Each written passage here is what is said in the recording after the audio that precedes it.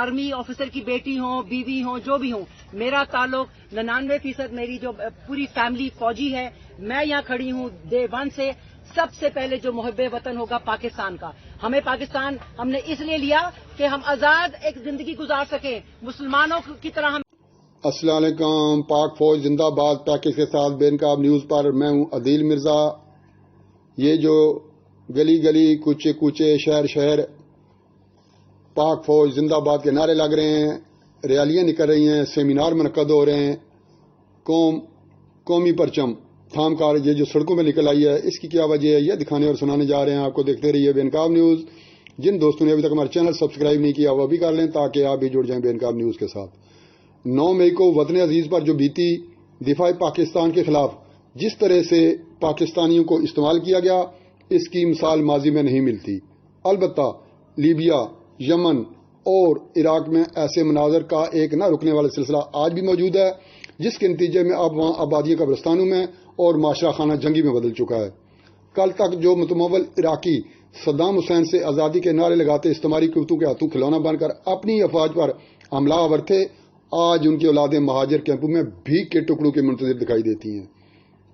उनके शहरों पर आज भी मौत का राज है, गोलियां बरसती हैं, बम फटते हैं, जिंदगी के कहकहू की जगह वीरानी बाल खोले बैंड डालती दिखाई देती है।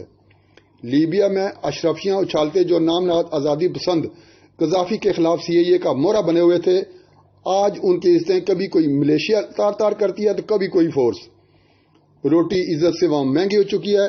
ये सब क्या हुआ, क्यों हुआ, किसने किया, अब कोई मुहिम्मा नहीं रहा। आलमी इस्तेमार ने सऊनी बगल बच्चे के शौक तमाशा की खातर ये वीरानियां बिछा डाली।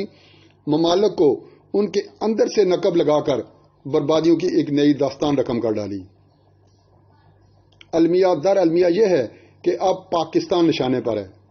माजी की सियासी क़यादत बहुत बुरी सही, करप्ट सही, बददयानत और अकरबा परवर सही, मगर एक दूसरे के गिरबान ताक ताक करते हुए भी कभी मुल्क दुश्मनी पर नहीं उतरे।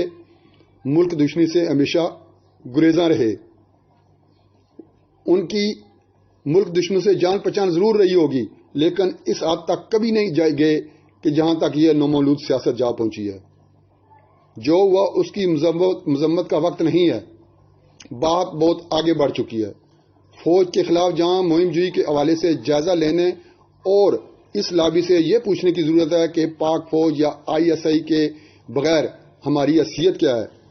पाकिस्तान बनने से लेकर आज तक एक ही अदारा है जो तागूती, लिसानी और मुल्क दुश्मन कुत्तों को खटक रहा है, और वो सिर्फ और सिर्फ फौज है।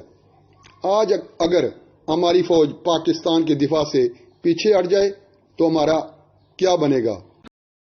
हो पीपल्स पार्टी हो, जो भी फौज के खिलाफ है वो हमारा दुश्मन है। बहुत खूबसूरत बात, बहुत खूबसूरत बात, बहुत खूबसूरत बात। पाकिस्तान आर्मी जिंदाबाद, पाकिस्तान आर्मी जिंदाबाद। तो आप आज इधर खड़े हैं, बिल्कुल। पाकिस्तान नहीं है तो आप नहीं खड़े हो। ठीक है हुजूर, एक सवाल सुकून की नींद सो रहे हो ना। आज सुकून हमने खुद बर्बाद किया।